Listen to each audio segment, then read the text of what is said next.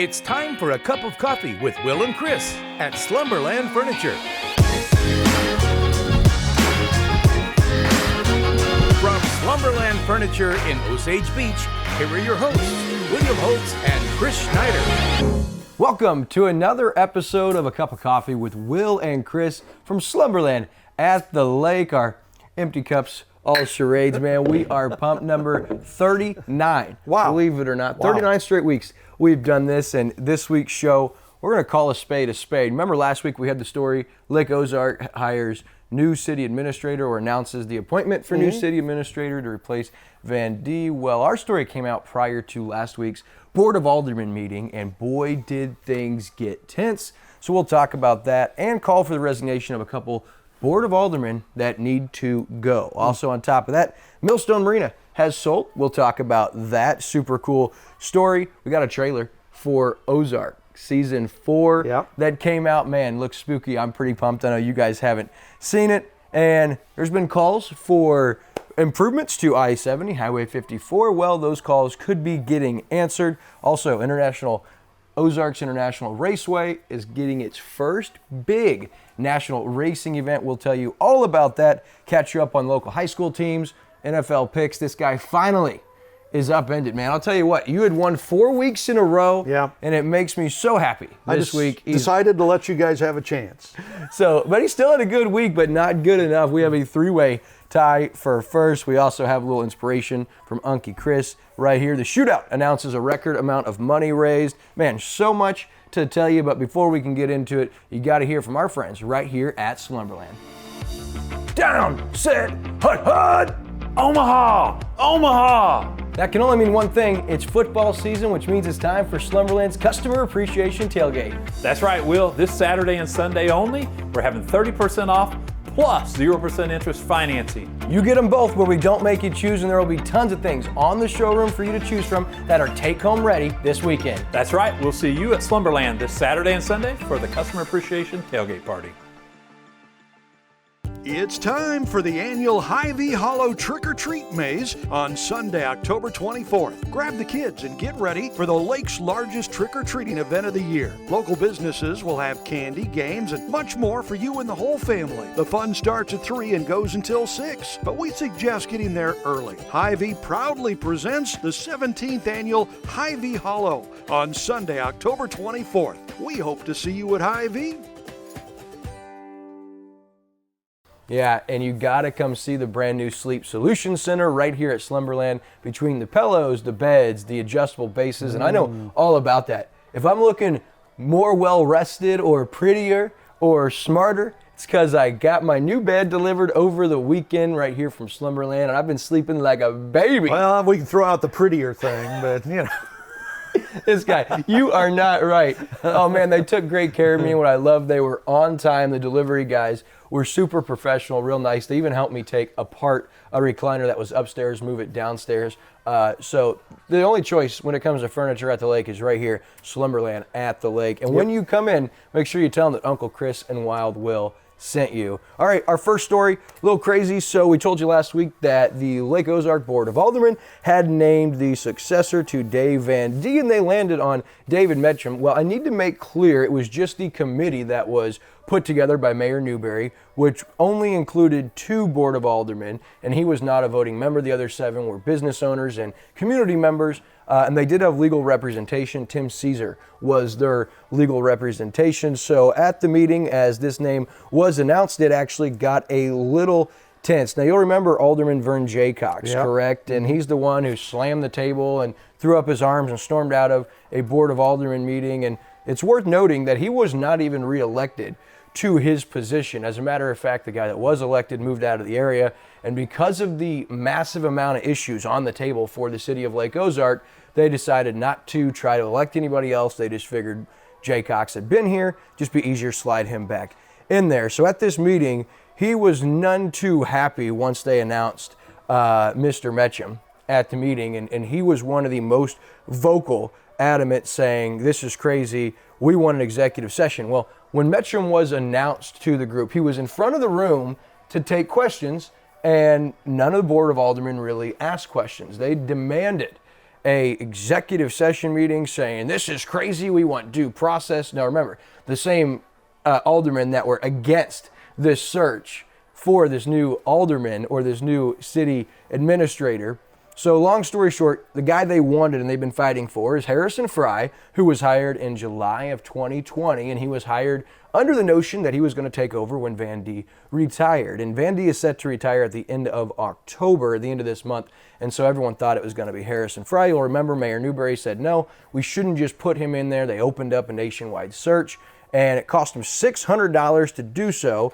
And Metcham, who has got just an incredible resume for this. He's been the deputy director for the Missouri Division of Economic Development. He was the executive director for the Missouri Training and Employment Council, and he was also the city manager for Pagosa Springs in Colorado. So he's got an impressive resume, comes in, and the question is, was Harrison Fry the guy? Well, he was one of the 4 guys they interviewed of these 16 resumes they took. And so everybody was out in sorts. Even Dennis Klotzer, Alderman Klotzer, said he was never invited to be on this search committee, which is a blatant lie or just a lack of good memory, because at the meeting in August, which we have video of, the first person that Mayor Newberry offered to be on this committee was Alderman Klotzer, because he was obviously adamantly against everything Mayor Newberry brought to the table. Well, he did not end up being on that committee. We're not exactly sure why, but the fact that Alderman Klotzer said he was never invited or asked, well, that's a blatant lie. He was.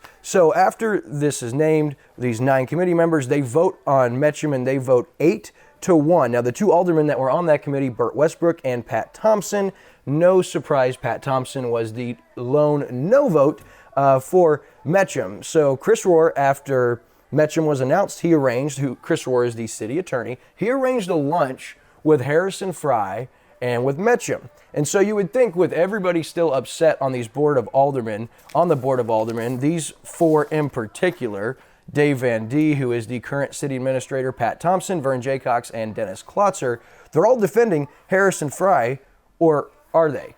Because Harrison Fry said at this meeting, might surprise you a little bit, he spoke and he said, I feel like I was given equal consideration.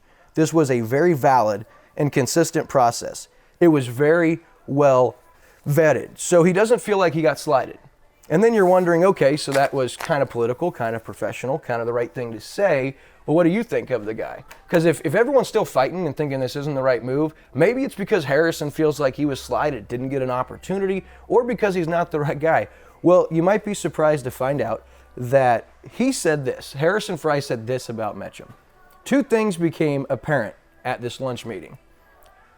First, he does have a resume that would be very difficult to pass up. Here's the big thing he added, Chris. The other thing is that he is quickly becoming one of my new friends, a colleague in a profession that I would work very well with.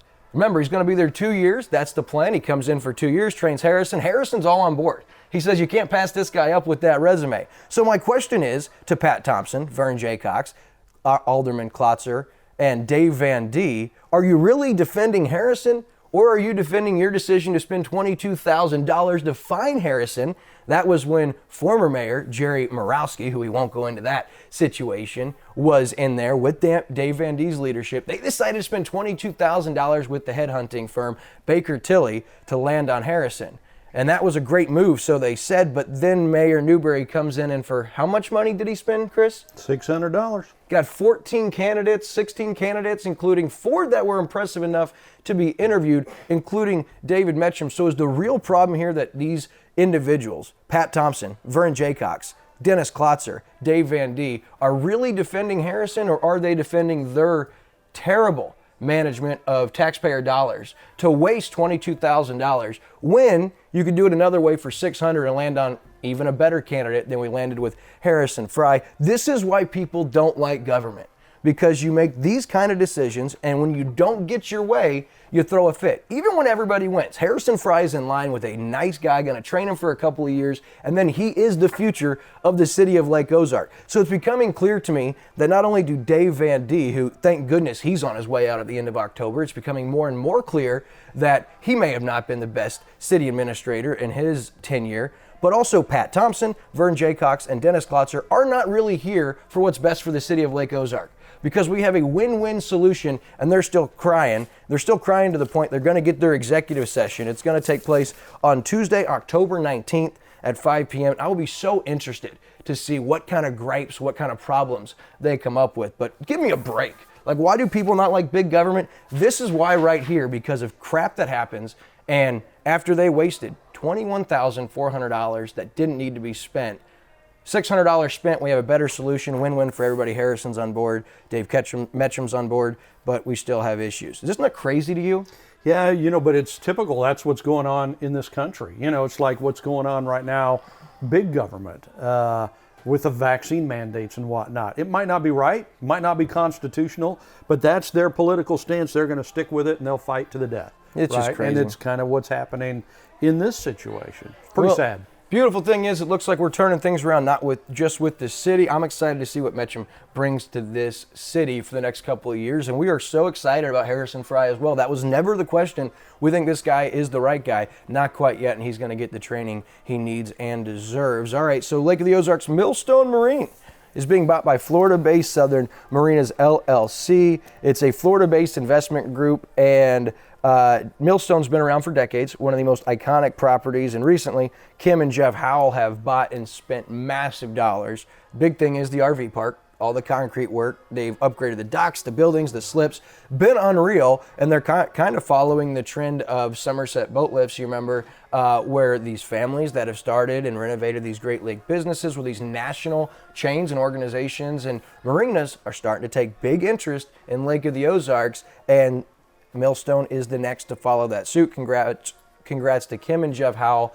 It'll be interesting to see what this group does with Millstone. Yeah, we just hope, though, as the big national companies come in and buy up the mom and pops, that it doesn't change Lake of the Ozarks, right? I mean, one of the things that makes Lake of the Ozarks so special is everybody knows everybody. Mom and pop still have the best, wonderful businesses and stuff like that. And if the big national chains take over and come in with their ideas that aren't local ideas, that could be a problem, but hopefully that won't happen. Yeah, hopefully that won't, but you are saying it can be a positive as, Lake of the Ozarks is on the map nationally, and it's only getting bigger and bigger. So we're excited to see the next few years and how everything progresses in the marine world, because there's some big-time players coming to the lake. And speaking of Somerset Boat Lifts, we have them on the Spotlight Show here on Lake TV this week. Angie Schuster and her dad, Dave Brooks, who started Somerset Boat Lifts, and they, as you mentioned, just sold it to Cobalt. So so we talk with the Somerset folks about how they got that all started way back, I think it was in the early 70s, and built it up over the years. And we talked a little bit about the sell and all that. So be sure to watch the Spotlight Show. You can see that at 9, 3, and 7 every day right here on Lake TV. I'm starting to get jealous of Uncle Chris and all these great guests he gets to have. He got my idol, Coach Gary Pinkel, who I've been trying to get an interview with for 10 years. And then Chris comes along and says, "Hey, Coach Pinkel, I want to sit down and talk." Coach is like, "When can I be there, Chris?" "Well, we'll be there because I'm not coming, if you will." A little jealous because, man, that show is freaking awesome. It is a good show. You get some incredible guests and you get to know them a little bit. So, all right, in our next local story, we told you a little bit a couple weeks ago about Ozark Season 4 is set to come off. Now, we don't know a lot, but we do have this trailer we're about to show you. The only thing we do know about Ozark Season 4 is it's set to come in 2022, and it will be a 2-part series with both parts having 7 episodes, and both of those will release this year, but we did get our first look, so enjoy.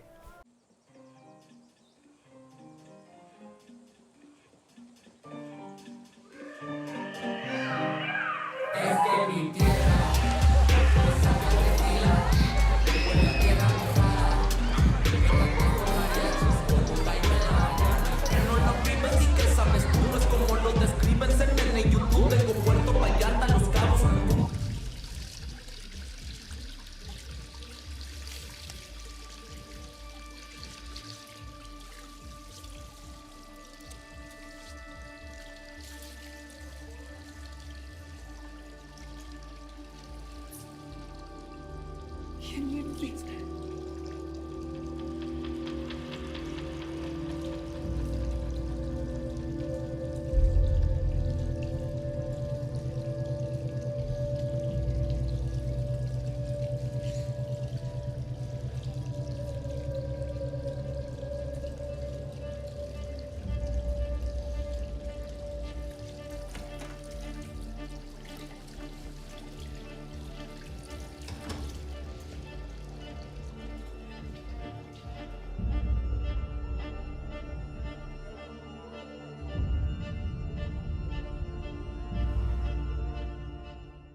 Man, so as you can see, I know you guys have never watched an I have not episode. watched one, You right. got time. Yep. You and Michelle, you need to binge those first 3 seasons. I can't ruin what happened at the end of season 3 for you guys, but you see in that scene, Marty and Wendy are standing there with blood all over them. They're just distraught, especially Wendy. That's because of what happened at the very end of season 3 that kind of threw everybody for a loop. So I'm getting excited just sitting here thinking about season 4. It's coming this year or next year, so get ready. I know enough about it to know that I think the opening shot is from Lover's Leap, right? So I live near Lover's Leap, so whenever we're out on the boat with guests or something, we drive by Lover's Leap and say, that's where they shot that, right? And people get all freaked out, you know. Yeah, the opening shot from season 1 is from Lover's Leap. Yeah, and they did some shooting there and on the dam. So how about really, that? It's a cool story, cool series anyway. All right, so you guys talk about all the traffic. We see pictures on lake area happenings during holiday weekends on 54.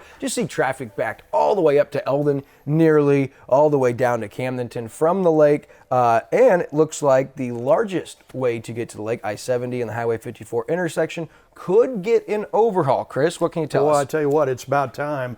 There's just so many people coming to the lake all the time, and apparently, you know, with the influx of recent governmental money, they're looking to fix up some of the roads, and so they're looking to take care of that traffic jammed I-70 Highway 54 area. I think we've all kind of been through there because that's a major. So they're looking at Missouri Department of Transportation says it's going to be studying.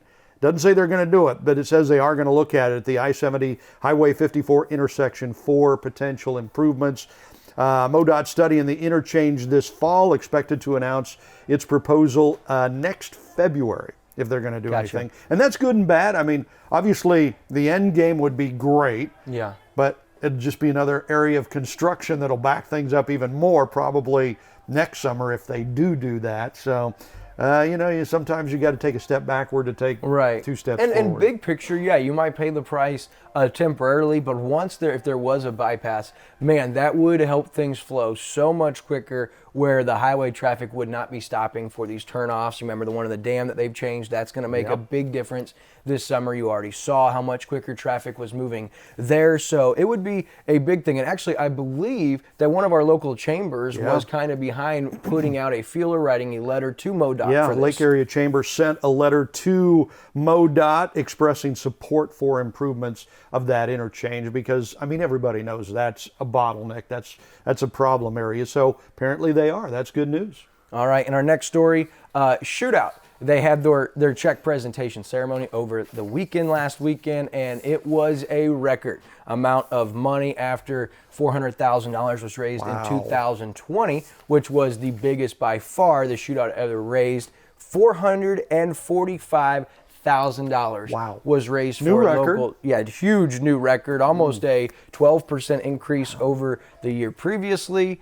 That was donated to local charities, organizations, nonprofits, and of course, local fire districts and departments, and just an incredible amount of money. You think about 2020, the COVID year, 2021, still a little bit of a COVID year to still have the country flock to the Lake of the Ozarks. Thousands of volunteers, many organizations, sponsors, just incredible. They also named Leah Martin as the new executive director for the shootout, and Taylor Sissom will be the honorary chair for the live auction at Super Cat for Kids. And Taylor Sissom is one of the fastest. She's the daughter of Randy Sissom, and she is phenomenal. She's won her class the last few years, and as a female, she is the fastest growing female racer in the industry. That is huge for not just the shootout, but boating at Lake of the Ozarks, because now she'll have a presence down here, and you're starting to see some big time players get involved in the shootout, which only bodes well for this event moving forward. Yeah, $445,000 for 40 charitable organizations, including 7 local fire departments. This year's funds brings the total amount to more than $2.8 million since they moved that to Captain Ron's. Just incredible. Yeah. Game changing. I mean, all the charity events you have, all are great, all raise money, but that is just in a league of its own, the Lake of the Ozarks shootout. Things like that is what makes Lake of the Ozarks so special. That's right. All that for charity, that's just, you know, it's like the CADV luncheon we went to a couple weeks ago. There's just so much giving in this community. It's pretty special. No doubt about it. Okay, so Lake TV actually had the exclusive on the Ozarks International Raceway in Grabway Mills on 135. That was through the monthly market update with Jessica Bruce and Nicole O'Sullivan and the O'Sullivan Bruce Group. They actually got out there. They're pretty. Yeah, very pretty. And they actually got out on the track with owner J.R. Pesic. Now, he also races in the Pirelli GT4 American Series, but he was not only the developer, the designer, and the owner of this, but they're getting their first national racing event. It looks like still some approval that needs to take place, but it's officially taking the spot of a void on a race circuit, and it's coming to Lake of the Ozarks. Yeah, absolutely. So it's the 2022 SRO America schedule. The first race they've got on the docket is April 16th and 17th at Sonoma. That's a huge raceway. I mean, that's NASCAR raceway. And then their next race, their second race on the 2022 schedule, right here, Ozarks International Raceway. That would be the weekend of May 21st and 22nd. Like you said, it's on the schedule, but they still have some hurdles to jump over. They've got to still pass an inspection and an approval and stuff like that, but it looks like everything is on track to get it done, and what a huge step forward this is. I mean, this is big time racing, man. Huge. And that track is, and you know, SRO, who inspected it, they said, man, this track is not only good for all SRO classes, they could even have motocross and bike races. I mean, this is impressive. It's up to code. It's waiting. And Andrew tried to help me get this right, so I'm going to try it. It is still waiting FIA homologation and approval. That's the word I was staying away from, homologation or something. Homologation is correct, right, Andrew?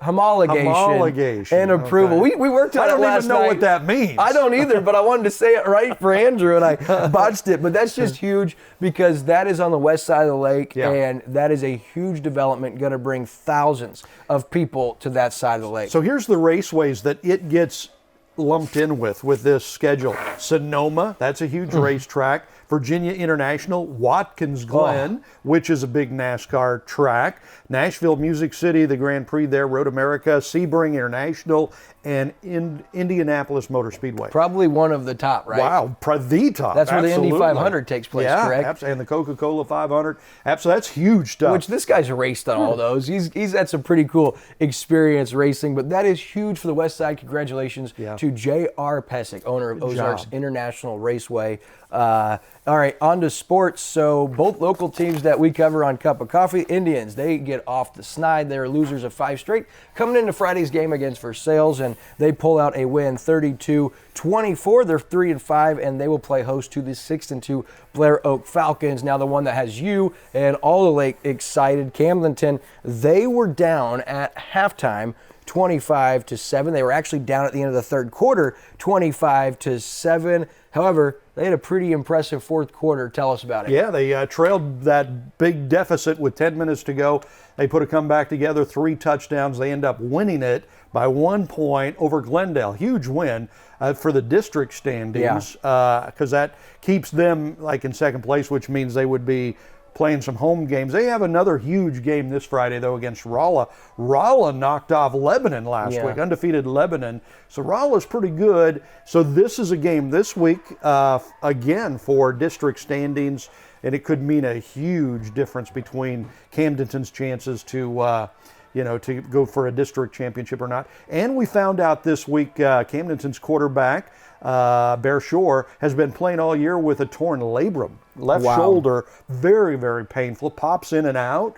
And so he's been playing with that pain and playing pretty well with it. Well, they're 6-2 and pulled off an improbable comeback. Down 25-7 with 10 minutes to go. You end up winning 26-25. An instant classic, no doubt about it. So we'll have both of those games updated for you on next week's show. Of course, Friday night we'll be back in Versailles where Eldon and the Tigers will close out our regular season schedule this year. All right, the NFL, the Chiefs get back on track. It didn't look good early. They were down 13-10, and it's so weird to call Washington the football team. That's so stupid. It is so stupid. I'm sitting there compiling stats, right? Yeah. And it says Chiefs, football team, and then team stats. And I'm confused. I'm like, well, football, oh, yeah, that is their mascot. Unbelievable. They could have, even if you can't say Redskins, because apparently that's politically incorrect, could you not have come up with something better than football team? Yeah, be like the stupid Cleveland Indians who are going to become the Cleveland Guardians, I think. Oh, boy. What kind of dumb stuff is this, Just man? wait. Before long, we'll have the Buffalo Dancers along with the Kansas City Prancers.